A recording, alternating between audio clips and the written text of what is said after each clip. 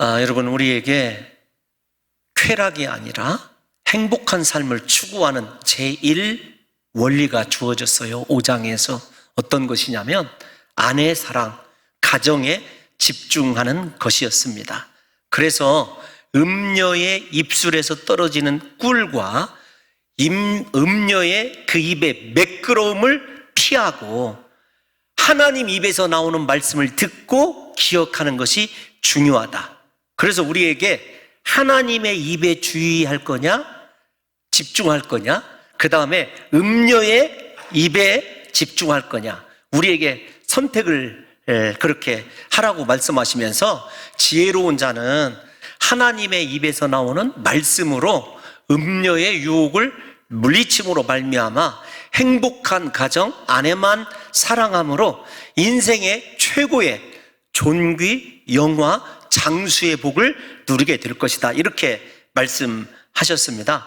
제가 지난 시간에 설교를 준비했었는데 시간상 안 한 부분이 조금 있어요. 어떤 거냐면 다른 것 아닙니다. 설교를 준비하는 가운데 짐승에 대한 비유가 나왔어요. 어떤 것이냐면 모든 포유류 가운데서 포유 짐승들, 먹이사슬 안에 있는 포유 짐승들 가운데서 늑대만 유일하게 자신의 한 아내를 거느린대요. 늑대가. 그리고 읽어보니까 늑대는 자신의 암컷과 새끼를 위해 목숨을 바쳐 싸우는 유일한 포유류래요. 늑대를 무섭고 잔인한 것으로 생각하기 이전에 늑대가 그렇게 한 아내만 두고 새끼와 아내를 위해서 목숨 걸고 싸우는 포유류라는 것을 처음 알았어요. 그러면서 두 번째가 늑대는 사냥을 하면 암컷과 새끼에게 먼저 음식을 양보한대요. 그러니까 늑대의 마음은 오직 아내와 새끼들에게 있는 거예요. 가정에게만 있다. 그러면서 뭐라고 써놨냐면 그런데 이 늑대보다 사람들이 못하다는 거죠. 여러분, 밖에서 잘하는 것 소용없습니다. 가정과 그 다음에 가정 가운데서도 아내와 그 다음에 자식을 위해서 희생할 줄 아는 사람, 그 사람이 진짜 하나님께 복을 받아 누릴 수 있는 사람이라는 것을 첨언하고 싶어요. 두 번째, 오늘 우리가 읽은 본문, 이 첫 번째가 경제적인 문제이거든요. 보증의 문제입니다. 그런데 성경에 의하면 이 말씀 이해하지 못할 사람이 하나도 없습니다. 보증 서지 말라는 거예요. 성경의 진리입니다. 그런데 보증을 왜 서지 말라고 그랬냐면은 이 보증 가운데 있는 우리에게 일종의 쾌락은 아니지만 탐욕이 숨겨져 있어요. 보증을 왜 서주냐면 이 사람은 이만큼 나에게 보증을 서줄 만큼 마음이 너그럽고 그 다음에 존경받을 만해. 이 소식, 인간적인 정에서 출발해서 자기가 어떤 사람인지를 과시하고 싶다라고 하는 내용이 표면적으로 이 잠언 6장에 깔려져 있어요. 그러면 성경에서 보증 서지 말라, 아는 사람에게, 특별히 이웃에게 보증 서지 말라라고 하는 말은 어떤 의미를 가지고 있을까요? 절대로 보증 서지 말라라고 하는 마음입니다. 그런데 중요한 것이 있어요. 문자적으로 어떤 것이 배경에 깔려져 있냐면 네가 보증 서줄 정도의 여유가 있거든, 내 이웃의 어려움에 대해서 외면하지 말라는 내용이 담겨져 있다. 이렇게 여러분들이 생각하셔야 됩니다. 쉽게 말씀드릴게요. 어떤 거냐면 보증 설 생각하지 말고 그 다음에 차라리 네 돈을 빌려줬어요? 보증도 서줬습니다. 그거 네가 준 것으로 행해줘야 돼요. 그 사람이 진짜 행복을 추구하는 사람이에요. 하나님 앞에서. 이 말씀을 그래서 하나님이 야박하다. 어떻게 내가 알고 있는 이웃, 형제에게 보증을 서지 말라고 하는가? 여러분, 문자적으로 분명히 보증을 서지 말라는 내용이 있지만 그 내용 속에는 그 친구의, 그 형제의 어려움을 도와줄 형편에 있거든. 어떻게 하라는 거예요? 주고 나서 빌려줄 생각 하지 말라는 겁니다. 주라는 것이고 보증 선 것, 내가 해결할 마음의 의무를 가지라는 거예요. 그 마음 없이 앞으로 돌아갑니다. 내 평판과 인간적인 정에 이끌려 보증을 서게 되면 큰 낭패를 당하게 된다는 거예요. 일단은 소가리가 시작되겠죠. 그러나 그 소가리보다 더 힘든 것이 어떤 것이냐면 본문에서 네 생명줄을 보증선 그 사람에게 넘겨주는 거다. 이것이 우리에게 성경이 경고하는 말씀입니다. 그래서 담보를 서다. 1절을 한번 띄워놔 주시겠습니까? 6장 1절. 자, 시작. 내 아들아, 내가 만일 이웃을 위하여 담보하며 타인을 위하여 보증하였으면. 여러분, 담보하다라는 말을 찾아봤어요. 히브리어로. 그랬더니 아라브라는 말입니다. 어떤 것이냐면 책임을 지다, 헌신하다라고 하는 원래 그런 의미예요. 그러니까 담보한다라는 말의 문자적 의미는 보증 이런 문제이긴 하지만 원래 의도는 어떤 것이냐면 너 그 사람을 헌신하는 것으로, 그 사람을 위해서 인생을 책임져 주는 것으로 끝나야 된다는 거예요. 그러니까 여러분, 보증 서서 좋은 결과를 얻은 결과는 제가 별로 보지 못했습니다. 그 참 어려운 문제더라고요. 제가 잘 알고 있는 장로님의 가정에 이 가훈이 있습니다. 첫 번째 가훈이 어떤 거냐면 보증을 서지 말라는 것이에요. 예배 드릴 때마다 참 독특한 이 가훈을 가지고 있네 이렇게 생각했거든요. 성씨는 한씨입니다. 절대 보증 서지 말라는 거예요. 붓글씨로 잘 써놓으셨더라고요. 그래서 원래 이 담보를 서다라는 것은 책임지다, 헌신하다라고는 귀한 의미예요. 그럼에도 불구하고 그렇게 하지 말라라는 말, 그 다음에 담보하다, 보증하다라는 말은 어떤 말이냐면 손뼉을 마주치다 그런 뜻입니다. 그 사람과. 그러니까 오늘 말로 얘기하면 그 사람과 하이파이브 하는 것, 그 다음에 우리 이제 그 당시의 습관으로 얘기하면 손을 이렇게 스치고 지나가는 행위가 어떤 것이냐면 네 인생과 내 인생은 이제 같은 인생이야 라고 하는 표시래요. 그러니까 여러분 서로 손을 치면서 보증하던 그 시대의 관습을 이야기한 것이라고 볼 수 있죠. 그런데 그 이웃을 위하여 중요합니다. 헌신하고 정말로 나와 네가 하나라고 하는 마음 없이 내 평판을 위해서, 그 다음에 내가 어떤 사람이라고 하는 사람의 너그러움을 과시하기 위해서 선 보증과 담보는 반드시 내 생명을 해야 한다는 것입니다. 그래서 2절에 보게 되면 이렇게 얘기를 해요. 2절을 보면 뭐라고 얘기냐면 내 입의 말로 내가 얽혔으며 내 입의 말로 인하여 잡히게 되었느니라. 여러분 잘 생각하셔야 돼요.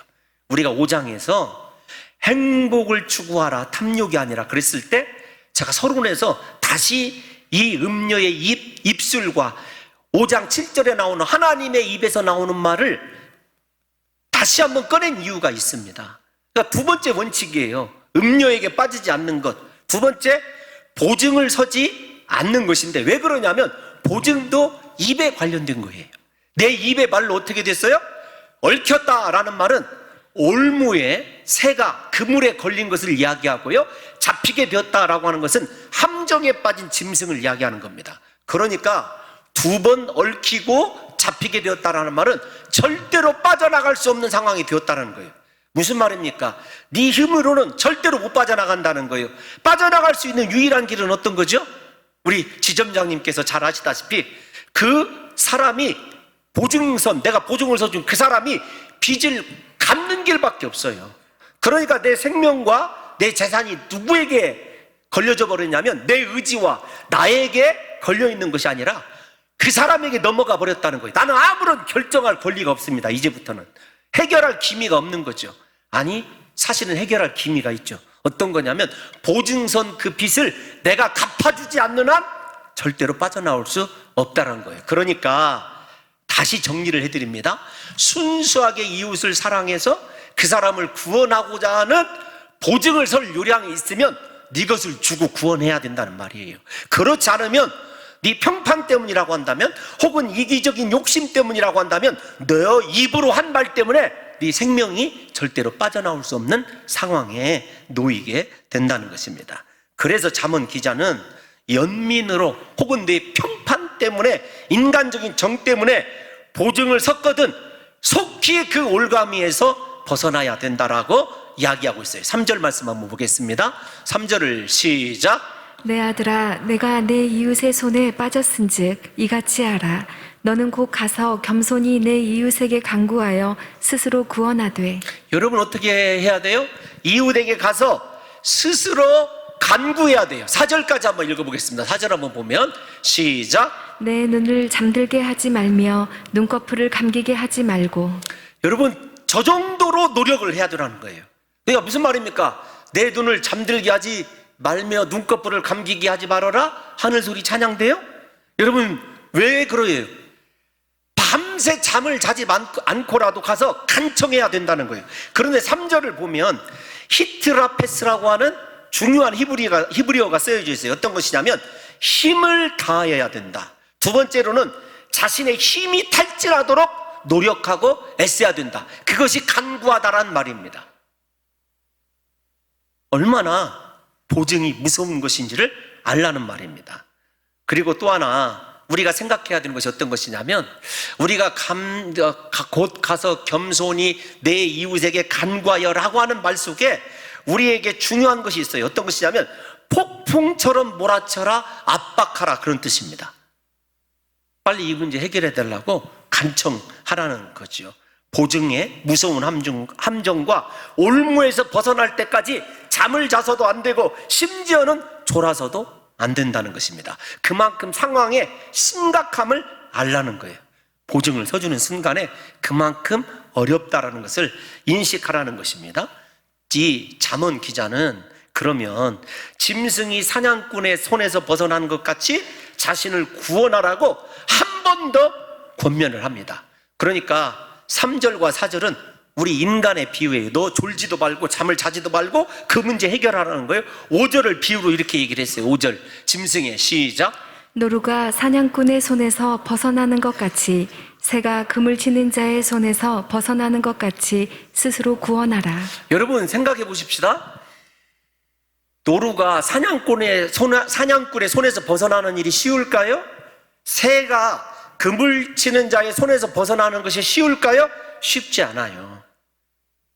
그만큼 어려운 일이지만 가서 구원하라고 하는 것은 그렇게 어려운 일이지만 최선을 다해서 그 담보를 서고 보증선 것에 대해서 벗어나야 한다는 것입니다. 사랑하는 성도 여러분, 그만큼 보증을 선다는 것은 자신의 생명을 다른 사람의 손에 넘겨주는 어리석은 일이다 라고 하는 것을 이야기합니다. 그리고 다시 정리를 하지만 보증이 아니라 이웃에 대해서 내가 재물이 있는 사람이라고 한다면 아예 줄 마음을 가져야 돼요. 그렇지 않으면 내 생명을 넘기는 것과 동일하다는 것입니다. 두 번째, 이제 사실은 5장부터 보면 세 번째이지만 이 6장부터는 두 번째. 이거 한 번 했었습니다. 제가 7대 죄악을 얘기할 때 게으름에 관해서 이야기를 한 적이 있습니다. 여러분 잠언 기자는 사실 게으름을 어느 정도로 비유하고 있냐면 음녀에게 빠진 상황과 흡사한 것으로 비유를 해요. 그러니까 음녀에게 빠져서 거룩함을 상실한 가정을 깨트린 죄와 게으른 죄를 동등하게 봅니다. 1, 2, 3번의 죄, 1번 음녀의 죄, 2번에 어리석게 연민 때문에 자기 평판 때문에 보증의 선죄, 3번의 게으른 죄 가운데서 2번 경제적으로 보증을 서준 것은 덜 어리석은 거예요. 게으른 것보다, 음녀에 빠진 것보다. 게으름이 우리에게 얼마나 무서운 죄인지를 잠언 기자가 우리에게 세 번째, 행복한 인생을 살기를 원하거든 게으르지 말고 부지런한 것이라는 겁니다. 여러분 어떻게 여러분들을 생각하면 부지런하다고 느껴지십니까? 영적으로, 육적으로? 우리가 잘 아는 대로 예수님께서 종말에 관한 설교를 하실 때 한 달란트 맡은 자 비유 나오죠? 제가 그때 했던 걸 조금 함축해서 말씀을 드리면 한 달란트 맡은 자를 이야기할 때 뭐라고 얘기하시냐면 악하고 시작. 아이고 진짜 우리 교회 성도들이요, 이 수준이 보통 수준이 아니에요. 악한 것과 게으른 것은요 주님 보실 때 동등한 것이에요. 그래서 게으름에 대해서, 영적인 게으름에 대해서 한없이 무서운 말로, 심지어는 너 개미보다 못한 인간이다 이렇게 이야기하면서 우리를 부지런한 하나님을 찾고 하나님의 착한 일에 몰두할 수 있는 사람으로 변화되기를 잠언 기자가 이야기합니다. 다른 말로 얘기하면 하나님의 입에서 나오는 지혜로운 말씀으로 무장한 사람은 하나님의 일에 열심입니다. 게으르지 않습니다. 기도하는 일, 하나님을 섬기는 일, 전도하고 봉사하는 일에 열심일 수밖에 없어요. 왜 그러냐면 말세에 우리가 하나님의 일, 하나님이 나에게 맡겨주신 일에 얼마나 충성했느냐를 주님이 보시고 두 마디로 평가하신다니까요. 너 악하고 게으르요. 악하다라는 말은 하나님에 대한 무지를 뜻하는 것이고, 설명해 드린 대로 게으르다라고 하는 것은 어떤 것이냐면 해야 될 일임을 알고 있음에도 불구하고 회피하는 것을 얘기합니다. 중요해요. 사랑하는 성도 여러분들과 제가 사실은 내면에 알고 있습니다. 아, 기도해야지. 적어도 이 고난주일 새벽만큼은 내가 기도해야지. 그런데 우리에게 기도하지 못할 수많은 합리적인 이유들이 있어요. 그 이유들 가운데 하나가 어떤 것이냐면 주님에 대한 몰이해입니다. 이 한 달란트 맡은 자, 우리 주인은 심지가 굳은 사람이라 심지 않은 데서 거두는 줄 알았다. 그런데 그것이 아니에요. 주님은 우리의 일을 통하여 열매를 추구하는 사람입니다. 내 기도를 통하여 일하시는 분이에요. 예를 들면 비유가 조금 여러분들에게 더 확대되어서 말씀을 드리면, 주님이 오병이어의 기적 때 보리떡 5개와 물고기 2마리가 없어도 그 돌들로 떡을 만드실 수 있을까요? 없을까요? 있으셔요. 믿습니까? 근데 주님이 원하시는 것은 어떤 것이죠? 최소한의 헌신이에요. 마찬가지입니다. 내 인생을 사용하기를 원하고 나를 축복하시기를 원하시는 주님이 그 축복을 거절하고 일하지 않는 것을 뭐라고요? 너 악해. 그 다음에 게으르다고 이야기하는 것이죠. 부디 우리 사랑하는 성도 여러분들이 이 설교를 통해서 내 인생 행복이 하나님께서 나에게 맡겨주신 그 선한 일, 그 일에 집중도 해야 되고 그 일을 맡기신 주님에 대한 확실한 믿음과 이해가 있을 때 선한 종이 되고 복된 종이 된다는 거예요. 주님에 대한 이해가 없습니다. 오늘날 한국 교회가 잘 봐주면 나에게 그 일을 맡겨주신 주님의 이해도 없이 일을 하니까 일하다가 상처도 받고 좌절도 하고 낙심도 하는 거예요. 다시 말씀을 드리지만 1달란트가 되었든지 2달란트가 되었든지 5달란트가 되었든지, 죄송합니다, 우리 사랑하는 장로님들을 하나님이, 여러분 제가 세운 것이 아니고 하나님이 세우신 거예요. 하나님이 귀한 직분을 주셨고, 그래서 내게 주어지는 일과 직분을 통해서 하나님을 바라본다면 우리가 어떻게 시험에 들고 하나님 주신 것도 하나님이시고 취하신 것도 하나님이시라고 한다면 그분만 경배할 줄 아는 믿음이 되어야 되죠. 이게 하나님에 대한 이해이거든요. 하나님에 대한 이해가 없이, 다시 말씀드리지만, 일할 수 있어요. 그런데 하나님에 대한 이해, 나를 부르신 하나님의 선택하신 그 은혜를 잃어버리고 일하는 사람은 낙심나게 되어 있거나 게으르게 되어 있습니다. 그래서 2가지, 우리가 나에게 일을 맡기신 분이 공목사가 아니고 사람이 아니고 하나님이라고 하는 의식, 그 다음에 그 하나님 앞에서 중요한 깨달음이 있어야 됩니다. 반드시 결산할 때가 있다라는 거예요. 여러분, 인생 종말의식을 가져야 돼요. 지금 이렇게 내 마음대로 내 일을 위해서는 생명 다하여 헌신하면서 하나님이 나에게 일을 맡기신 것에 대해서는 한 번도 생각도 않고 고민도 않는 성도들이 오늘날 얼마나 많은지 몰라요. 마지막 순간에 주님이 내가 너에게 달란트 주었다. 주님 언제요? 이렇게 이야기할 사람들이 많다는 거죠. 부디 소원합니다.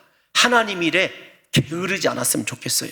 하나님의 일이 내 인생의 우선순위로 올라오게 될 때 그 사람은 결산 때와 심판 때와 예수 그리스도, 나의 심판주 되신 하나님을 제대로 알고 있을 뿐만 아니라, 여러분, 나 같은 사람에게 1달란트 맡긴 것도 얼마나 큰 은혜예요.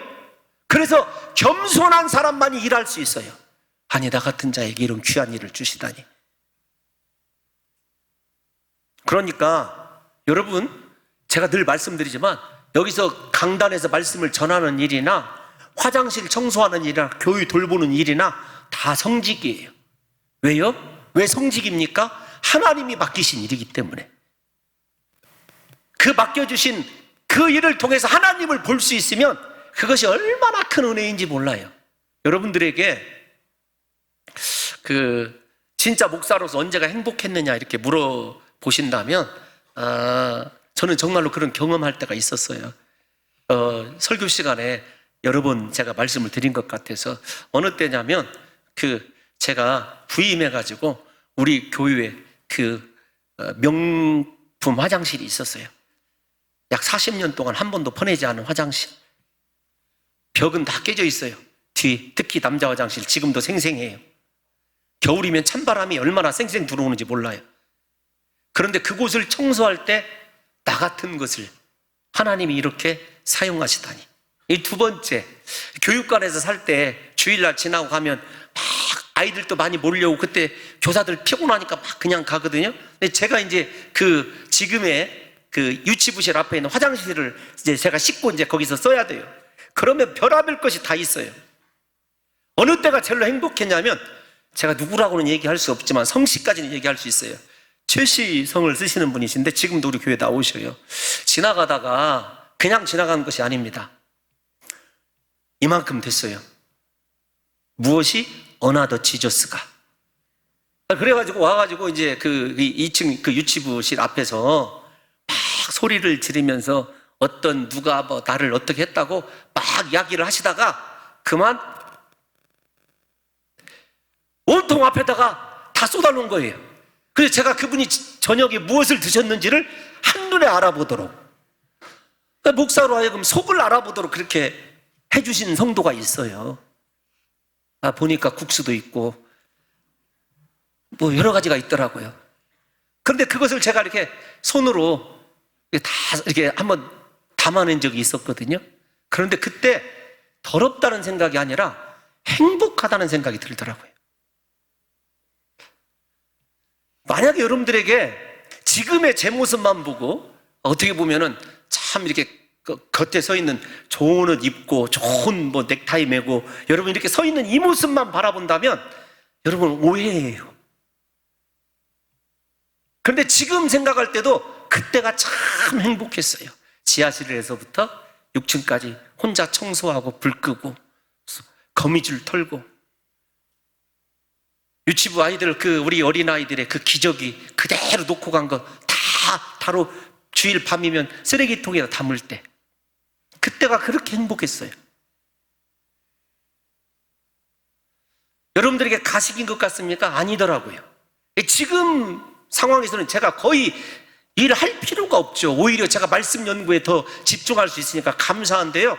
그래도 한 번씩 그때를 생각하면 미소가 이렇게 절로 띄어져요. 어떤 거냐면 하나님이 너 같은 죄인을 그래도 성도를 섬기고 교회를 섬기는 사람으로 세웠다. 그때는 진짜 행복에 겨운 눈물을 흘려본 적이 있거든요. 근데 요즘에는 그렇게 행복에 겨운 눈물을 흘려본 적이 거의 없는 것 같아요.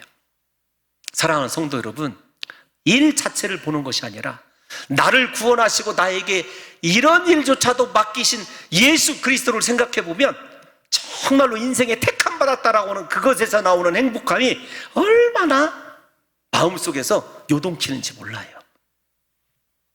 그런데도 우리는 어떻게 빠져 있냐면 내 일 다음에 하나님의 일, 그것을 뭐라고 얘기하다고요?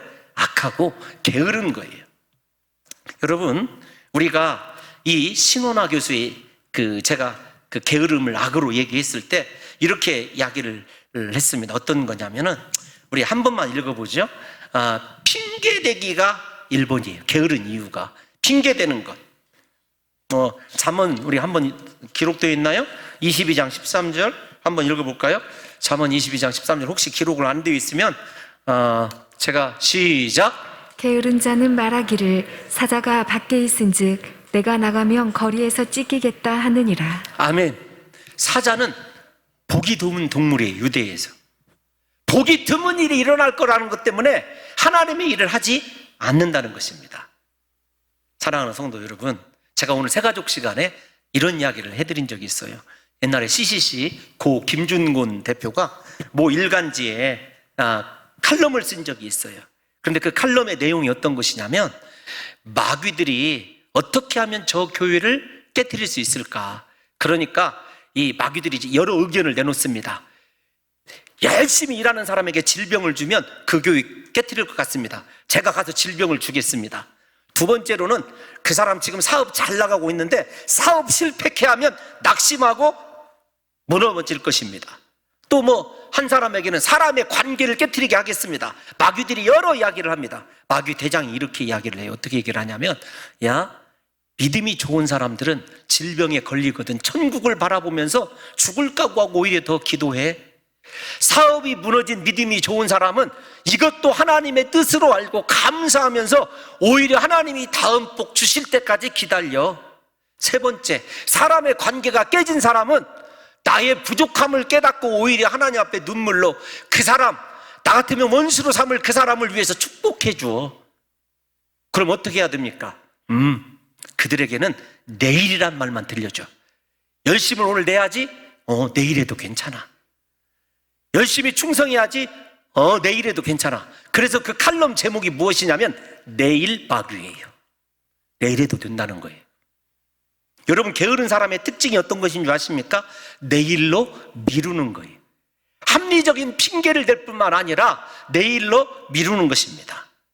사랑하는 성도 여러분, 그래서 바울 사도가 데살로니가 후서 6장 3절에서 이렇게 이야기를 했어요. 한번 읽어볼까요? 데살로니가 후서 6장 여러분 3장 6절 시작. 형제들아, 우리 주 예수 그리스도의 이름으로 너희를 명하노니 게으르게 행하고 우리에게서 받은 전통대로 행하지 아니하는 모든 형제에게서 떠나라. 아멘. 어떻게 하라고요? 게으른 사람에게서 떠나라는 거예요. 떠나라. 하나님 일에 지금 주신, 하나님이 맡기신 사명 감사한 줄도 모르고 자신의 이익에 따라서 일을 했다가 안 했던 사람들에게서 어떻게 하라고요? 떠나버리라는 거예요. 얼마나 무서운 말입니까? 중요해요. 교회의 전통, 사도들이 가르친 말씀의 전통대로 행하지 아니하고 게으른 사람에게서 떠나라는 거예요. 그러니까 여러분 명심해야 됩니다. 여러분들이 지금 함께 교제하고 지내는 사람이 하나님 일에 충성하는 사람인지 아닌지를 봐야 돼요. 충성하는 사람도 게으른 자, 악하고 게으른 자하고 물들면 입에서 악이 나와요. 그 다음에 게으름에 빠지게 되어 있어요. 그러니까 오늘 사람 다 정리하셔야 돼요. 옆에 있는 사람 이렇게 한번 쳐다보세요. 꼭 쳐다보세요. 그리고 따라서 하십시오. 내가 꼭 너를 정리하고 말 거야. 여러분, 정리당하지 마시고요, 분명히 이야기하셔야 돼요.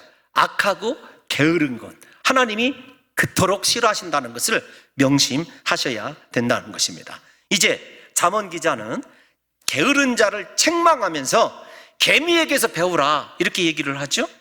여러분, 우리가 6절을 한번 보면 띄워놔 주세요. 6절 시작. 게으른 자여, 개미에게 가서 그가 하는 것을 보고 지혜를 얻으라. 아멘. 여러분, 죄송한 말씀이지만 우리에게 개미와 만물의 영장으로 불리는 사람이 비교 대상이 된다라고 하는 것은 이미 그만큼 악하고 게으른 자가 개미보다도 못한 자라는 것을 성경이 암시하고 있어요. 그러니까 게으름을 하나님이 얼마나 싫어하시는지를 아시겠죠? 부지런함을 내야 돼요. 영적인 부지런함. 그런데 여러분, 이 개미에게서 배워야 될 것이 어떤 거냐, 한마디로 얘기하면 개미의 부지런함인데, 첫 번째로는 7절을 보면 개미는 자발적으로 일해요.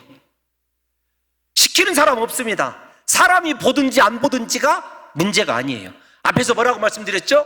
나에게 이 일을 맡기신 하나님 때문에 지도자가 없어도, 감독하는 자가 없고 통치자도 없어도 자발적으로 일해요. 그러면 여러분들과 제가 한번 생각해 봐야 될 것이 있어요. 내가 악한 자가 아니라 하나님의 은혜를 깨달은 선한 자라면 하나님의 일에 누가 하라고 권면하기도 이전에 하나님 일을 찾아서 하는 사람인지를 생각해 봐야 돼요. 그래서 자발성을 가지고 있어요. 8절을 한번 볼까요? 시작. 먹을 것을 여름 동안에 예비하며 추수 때에 양식을 모으느니라. 아멘. 미래에 대해서 예비하는 지혜가 있어요. 그러니까 여러분, 이 말은 중요합니다. 우리에게 일할 때가 정해져 있어요. 전도서에서도 그 말을 나와 있지 않습니까? 사람이 심을 때가 있고 거둘 때가 있다. 만사에는 모든 때가 있다. 우리 전도서 배웠잖아요. 때가 늦으면은요, 죄송하지만 일해도 빛이 나지 않더라고요. 여러분, 우리 생각해 보세요. 저는 여러분들이 저에게 편견을 가지고 있다고 해도 제가 부족해서 그러니까 여러분들이 용서하셨으면 좋겠어요. 제가 바라는 성도상은 어떤 것이냐면, 여러분 연세가 들면 제단 앞으로 와야 돼요. 기도해야 돼요. 숨어서. 그것이 할 일이에요. 더 중요한 것이 어떤 것이냐면, 여러분들과 저에게는 종말적 관점에서 내가 미래를 예비하는 지금의 때, 황금의 때, 지금의 이 추수의 때에 여러분 열심히 일해야 차디찬 겨울을 지날 수 있다는 것입니다. 곤충도 아는 것을 인생이 모르고 있어요. 여러분, 이 추수 때 양식을 모으니라 8절 이행을 보면 모으다라는 말이 히브리어가 쌓다라고 하는 말입니다. 쌓아놓으라는 거예요. 개미가 여름에 준비하고 가을에 모은다는 뜻이 아니라 오히려 개미는 충분히 모아두었지만 더 모아둔다는 거예요. 왜요? 미래에 분명히 이 먹을 것에 위기가 올 줄 알기 때문에. 그런데 인생은 오늘만 산다는 거예요. 오늘만 좋으면 돼요. 사람이. 그러면서 걱정을 합니다. 걱정하면 어떻게 돼요? 미래가 걱정되면 미래에 포커스를 맞추고 현재의 삶을 하나님 앞에 드려야 되죠. 할렐루야. 여러분, 그래서 우리에게 게으름은 아주 치명적인 거예요. 9절에 의하면 게으른 자여 어느 때까지 눕겠느냐? 어느 때까지 네가 새벽 예배 안 나올 거냐? 이렇게 말씀에 가로 열고 닫고 제가 살짝 써놨어요. 너 6개월이 다 지나가는데 왜 새벽 예배 안 나오느냐? 뭐 그런 거죠. 10절도 마찬가지입니다. 좀 더 자자, 좀 더 졸자, 손을 모으고 좀 더라는 말이 3번이나 쓰여지고 있습니다. 여러분, 이 말을 게으름의 끝판왕 이렇게 이야기할 수 있어요. 그러면 게으름의 결과는 어떤 것이냐? 11절 다 왔습니다. 수고하셨습니다. 시작. 내 빈궁이 강도같이 오며 내 곰핍이 군사같이 이르리라. 여러분, 강도가 오는 것, 강도 만날 것 예상하고 나간 사람이 있겠습니까? 그런데 강도 만나면 어떻게 되죠? 옛날에 이 강도라는 개념은 목숨까지 뺏어가는 거예요. 그만큼 게으름이 치명적인 결과로 다가온다는 것입니다. 곤핍이 마찬가지예요. 가난해진다는 건데 군사같이, 여러분 군대가 밀려오는데 한 사람이 어떻게 대항을 할 수가 있겠습니까? 치명적인 패배라는 것을 말하고 있는 것입니다. 사랑하는 성도 여러분들이요, 하나님께서 내게 주신 은혜를 잘 지키고 그 일을 잘 감당하기 위하여 열심을 내야 됩니다. 내 육신은요 편안함을 추구하게 되어 있어요. 좀 더 자자.